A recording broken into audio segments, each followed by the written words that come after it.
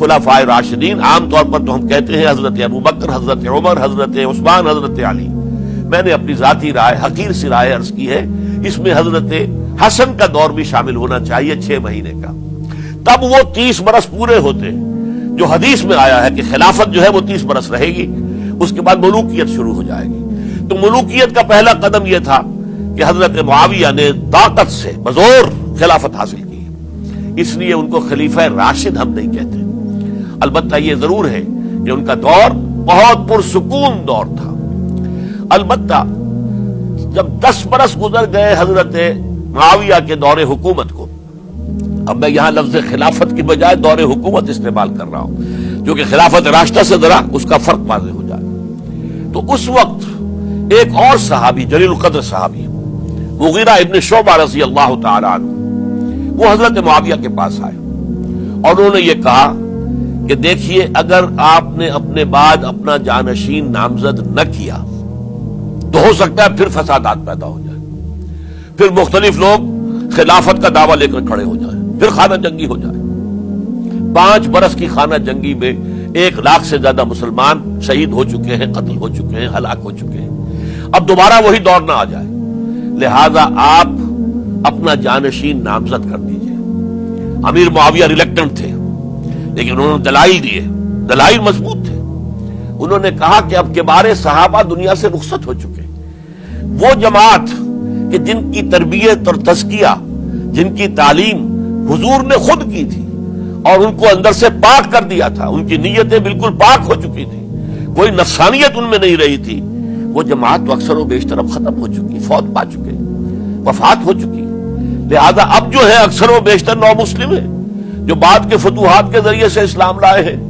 لہذا ان کے اندر نہ وہ پختگی ہے، نہ ان کے اندر وہ تقویٰ ہے، نہ تدین ہے، نہ اصول پرستی ہے. اسلام کی پوری تعلیمات جو ہیں وہ ان کے وجود کے اندر، ان کے شعور کے اندر گہری اتری ہوئی نہیں ہے.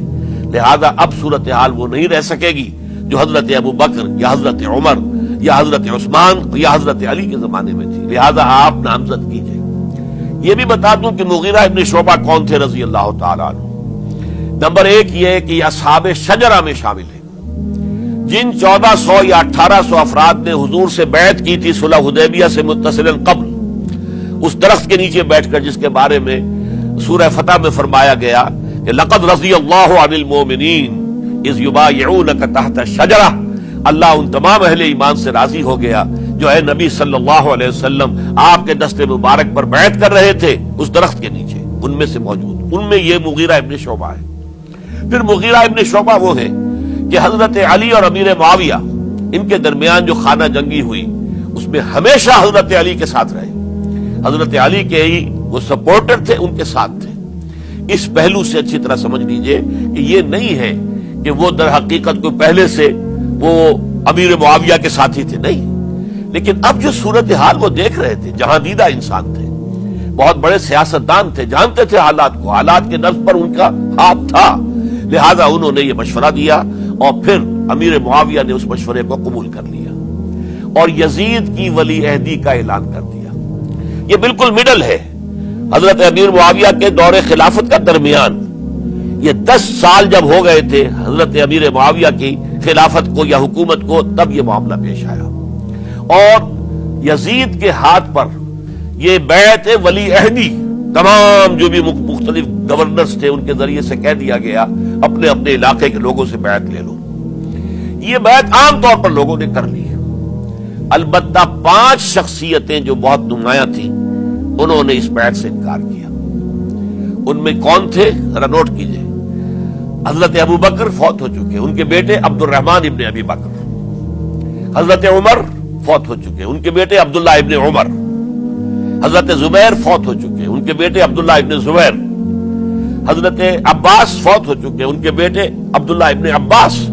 حضرت علی شہید ہو چکے، ان کے بیٹے حسین ابن علی رضی اللہ تعالی عنہم اجمعین. یہ 5 جو امت کے بہت بڑے 5 افراد کے گویا کے وہ چشم و چراغ تھے ان گھرانوں کے، انہوں نے انکار کیا. اور ان میں خاص طور پر عبد الرحمن ابن ابی بکر نے یہ جملہ کہا کہ تم چاہتے ہو کہ قیصر و کسریٰ کی سنت پر عمل کرو کہ باپ کے بعد بیٹا حاکم بن جائے. یعنی ایک قدم تو خلافت کا نظام پہلے ہی نیچے اتر چکا. مشاورت سے تو حضرت امیر معاویہ کا بھی جو نسب ہوا ہے وہ مشاورت سے نہیں ہوا. ایک درجے میں وہ جو اللہ تعالیٰ کے رسول نے عمارت بنائی تھی شاندار، اس خلافت کا جو سیاسی نظام تھا، اس میں ایک تو کڑی آ چکی زوال کی کہ ایک شخص نے طاقت کے ذریعے سے خلافت حاصل کر لی. اب اس کی اگلی کڑی لانا چاہتے ہو کہ کیسر و کسرا کے طریقے سے خاندان کے اندر، ایک قبیلے کے اندر یہ خلافت جو ہے یا حکومت جو ہے نسل بعد نسل، باپ کے بعد بیٹا اور بیٹے کے بعد پوتا، اس کو ہم کبھی گوارا نہیں کریں گے. حضرت امیر معاویہ بہت دانشمند انسان تھے. انہوں نے ان پانچوں حضرات پر کوئی تشدد نہیں کیا، کوئی جبر نہیں کیا، بلکہ رہنے دیا. ٹھیک ہے، یہ بیعت نہیں کر رہے، ابھی تو بیعت ولی عہدی ہے، کوئی حرج نہیں. لہذا کوئی جھگڑا، کوئی اس وجہ سے کوئی فساد، اس بنا پر کوئی جنگ نہیں ہوئی. 10 سال گزر گئے، یعنی 10 سال تک یزید ولی عہد رہا ہے. 10 سال تک. اور اس سوائے ان 5 بڑی شخصیتوں کے جو پوری امت تھی، عوام الناس تھے، ان سب نے اسے قبول کیا. یہ صورتحال اب جب پیدا ہوئی جب حضرت امیر معاویہ کا انتقال ہو گیا، یہ سن 60 ہجری ہے. اب سوال پیدا ہوا کہ وہ ولی عہدی کی بیعت اب بیعت خلافت میں منتقل ہو جائے گی. لہذا پھر یہ ہوا کہ سب لوگوں سے، سب گورنروں کو لکھ دیا گیا تمام صوبوں کے اندر کہ اپنے اپنے لوگوں سے بیعت لے لو. ظاہر بات ہے کہ وہاں کوئی ریفرنڈم نہیں ہوتا تھا، کوئی ووٹ نہیں ہوتے تھے کہ اس کی پرچیاں ڈالی جا رہی ہوں، ایک ایک شخص سے رائے لینا نہیں ہوتی تھی، بلکہ اس وقت کی جمہوریت یہ تھی اور شورائیت یہ تھی کہ ڈفرنٹ کلینز ہیں، ڈفرنٹ فیملیز ہیں، ڈفرنٹ ٹرائبز ہیں، ان کے سردار، ان کے بڑے لوگ، ان کے اہم لوگ بیعت کر لیں تو گویا کہ سب کی بیعت ہو گئی. وہ ایک قبائلی نظام تھا اور اس میں یہ نہیں تھا نظام کے ووٹ بنے ہوئے ہوں اور اس کی پرچیاں ڈالی جا رہی ہوں. تو تمام عالم اسلام نے گویا کہ بیعت قبول کر لی اب یزید کی بحیثیت خلیفہ. اب وہ جو 5 آدمی تھے ان میں سے ایک فوت ہو چکے تھے، حضرت عبد الرحمن ابن ابی بکر رضی اللہ تعالی عنہما، دونوں فوت ہو گئے، لیکن باقی 4 رہ گئے. ان 4 کو نوٹ کیجئے، یہ بڑا سینسٹیو ایشو ہے جس پر میں اب گفتگو کر رہا ہوں. ان 4 میں کون ہیں؟ عبداللہ ابن عباس، عمر میں سب سے بڑے وہ ہیں، اور ان کی شان یہ ہے کہ انہیں حبر الامہ کہا گیا ہے، امت کے سب سے بڑے عالم، اور قرآن مجید کے وہ سب سے پہلے مفسر ہیں. اصل جو جتنی بھی تفسیری روایات ہمیں ملتی ہے حضرت عبداللہ ابن عباس کے شاگردوں سے، تابعین سے، لہذا ان کا بہت اونچا مقام ہے.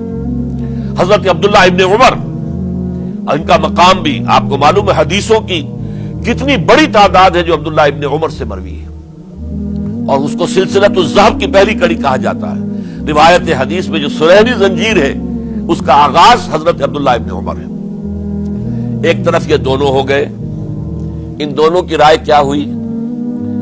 اگرچہ کام غلط ہوا ہے، یہ اس طریقے سے قیصر و کسریٰ کی روایت پر عمل کرنا غلط ہے، لیکن یہ اتنی بڑی غلطی نہیں ہے کہ اس کی وجہ سے باہمی جنگ و جدال ہو، خوریزی ہو، ایک دوسرے کی گردنیں کاٹی جائیں اور فتنہ و فساد پیدا کر دیا جائے.